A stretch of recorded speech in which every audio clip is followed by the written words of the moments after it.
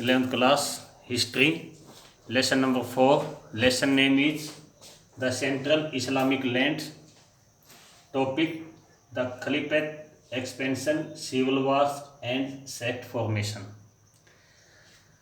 हमने कल की वीडियो में पढ़ा था कि प्रोफेट मोहम्मद का जो बर्थ है 570 में हुआ था। प्रोफेट मोहम्मद से रिलेटेड कुछ सन बहुत इम्पोर्टेंट हैं, उनको हमेशा ही लर्न रखना है। 570 प्रोफेट मोहम्मद बर्थ, 612 के अंदर पैगंबर मोहम्मद ने, प्रोफेट मोहम्मद ने अपने आप को गॉड मैसेंजर कहा था। 622 को जब पैगंबर मोहम्मद, प्रोफेट मोहम्मद मक्का छोड़ करके मदीना की ओर डिपार्चर किया था, इस सन को हिजरा बोला जाता है। इस ट्रेवलिंग को हिजरा बोला जाता है। 632 को प्रोफेट मोहम्मद की डेथ हो गई थी। तो आज का अपना टॉपिक द खलीफत एक्सपेंशन। पैगंबर मोहम्मद की डेथ के बाद, पैगंबर मोहम्मद की डेथ 632 को हुई थी। उनकी डेथ के बाद कोई भी लेजिटमेटली सेकंड जो है ना प्रॉफिट नहीं हो सकता था। इस्लाम के रूल के अकॉर्डिंग कोई भी सेकंड प्रॉफिट नहीं हो सकता था। तो सारी जो पॉलिटिकल पावर थी वो अब उम्मा में आ गई। उम्मा क्या है? जो प्रोफेट मोहम्मद ने एक ऐसी सोसाइटी बनाई थी जो उसमें उसके बिलीवर्स थे, विश्वास करने वाले थे। अब पॉलिटिकल पावर, एक पॉलिटिकल इंस्टीट्यूशन क्या कौन बन गई? उम्मा।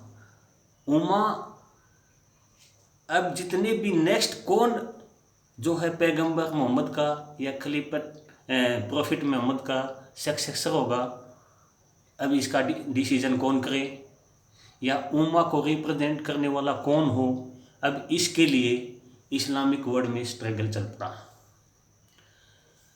अब सब जितने भी पावरफुल पर्सन थे वो सब अपने आप को कुरैश ट्राइब से और प्रोफेट मोहम्मद से रिलेट बताने लग गए।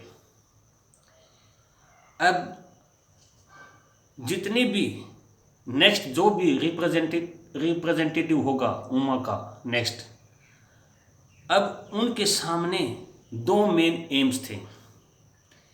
एक तो पैगंबर मोहम्मद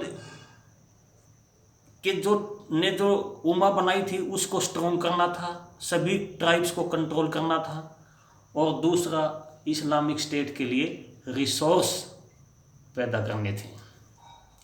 पैगंबर मोहम्मद या प्रोफेट मोहम्मद की डेथ के बाद पूरा इस्लामिक स्टेट जो है ना वो इसी तरह छोटे छोटे पार्ट में डिवाइड हो गया था, जिस तरह 1707 में औरंगजेब की डेथ के बाद इंडिया में छोटे छोटे स्टेट बन गए थे, इसी तरह इस्लामिक स्टेट भी टूट गया था। अब यहाँ पर दूसरा कोई प्रोफेट मोहम्मद तो बन नहीं सकता था। अब यहाँ पर एक न्यू इंस्टीट्यूशन बनी जिसको हम खलीफत बोल सकते हैं, खलीफा बोल सकते हैं। इस्लामिक वर्ल्ड में 4 मेन खलीफा हुए हैं। सबसे पहले अबू बकर, दूसरा उमर, तीसरा थर्ड जो है उस्मान, फोर्थ मुहम्मद अली। इनका जो टाइम पीरियड है वो 632 से 661 AD तक है। मैं एक बात आपको बता देता हूँ कि इस्लामिक कल्चर जो थी 6th सेंचुरी में वो अरेबियन कंट्री से लेकर के सारे अरेबियन कंट्री और सीरिया तक एक जैसी थी। यानी अमन, यमन, ओमान, UAE, सऊदी अरब, कुवैत, इराक और सीरिया, ये सब कल्चरल दृष्टि से देखें तो सब एक जैसे थे, इसलिए बहुत आसानी से पैगंबर मोहम्मद ने यहाँ के लोगों को कंट्रोल कर लिया था। तो आज हम पहले दो खलीफत के बारे में पढ़ेंगे, अबू बकर और उमर। अबू बकर 632 में जो है वो खलीफा बना और उसने सबसे पहले जितने भी रिवोल्ट्स हो रहे थे उनको जो है सप्रेस किया, दबा दिया। और अब जितने टाइम तक वो वहाँ का खलीफा रहा उसकी ज़िंदगी एक स्ट्रगल भरी चलती रही। इस्लामिक वर्ल्ड में उसने एक शांति ला दी। दूसरा जो खलीफा था या दूसरा जो खलीफत बना वो था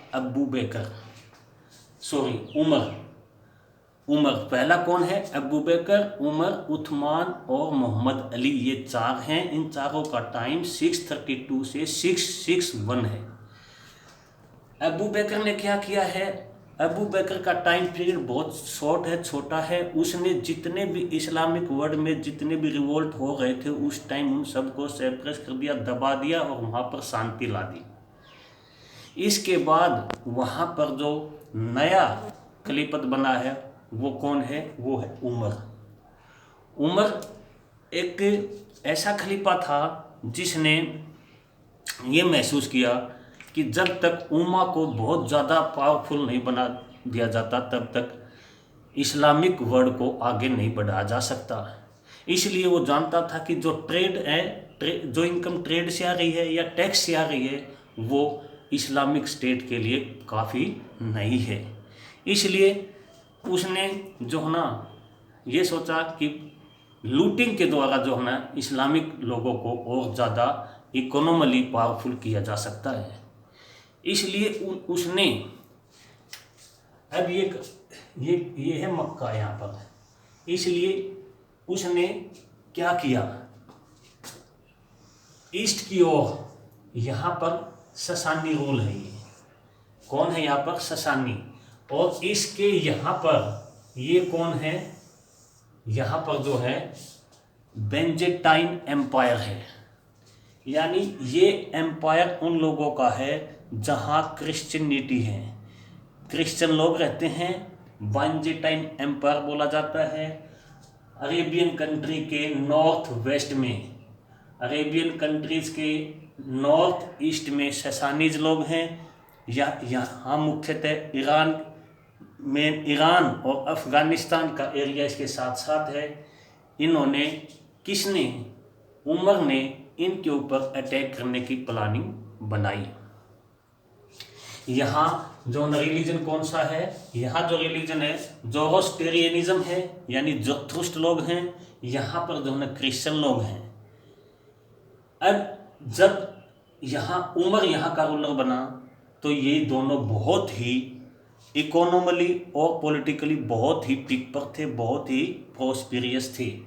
बट उमर ने यहाँ पर अटैक करना शुरू किया तो यहाँ कुछ ये एम्पायर कुछ ढीला हो गया था, पॉलिटिकली वीक हो गया था, इकोनॉमिकली वीक हो गया था। क्यों? क्योंकि यहाँ पर सिविल वार हो गए थे। यहाँ पर भी सिविल वार हो गए थे। यहाँ पर भी यहाँ के जो अरिस्टोक्रेट लोग थे उन्होंने अपने रूलर के अगेंस्ट यहाँ सिविल वार कर दिए थे। तो इस तरह यहाँ पर जब ये गृह युद्ध हुई तो ये दोनों एम्पायर किसी न किसी तरह वीक हो गए थे और बहुत आसानी से यहाँ पर उमर ने ससानीज एम्पायर को और कुछ टाइम के बाद यहाँ बाइजेंटाइन एम्पायर को अपने अंडर में ले लिया था। तो इस तरह ईरान को बड़ी आसानी से और फिर सीरिया, इराक, आज का जो है ना जिसको हम बोलते हैं जॉर्डन, इस एरिया को उमर ने बहुत आसानी से अपने अंडर में ले लिया था। कब से कब तक? ये जो है ना 642 तक, 637 से लेकर के 642 तक उमर ने यहाँ पर बहुत ही सक्सेसफुली तीन मिलिट्री कैंपेन किए थे और इन 3 मिलिट्री कैंपेन से 642 तक उमर ने दोनों पावरफुल एम्पायर को इस्लामिक वर्ल्ड में मिला लिया था, एनेक्स कर लिया था, अपने में जोड़ लिया था। इस तरह आज हमने केवल 2 ही जो न खलीफत के बारे में पढ़ा है, अबू बकर और उमर। उस्मान और मोहम्मद अली के बारे में हम नेक्स्ट वीडियो में पढ़ेंगे। Okay, thank you.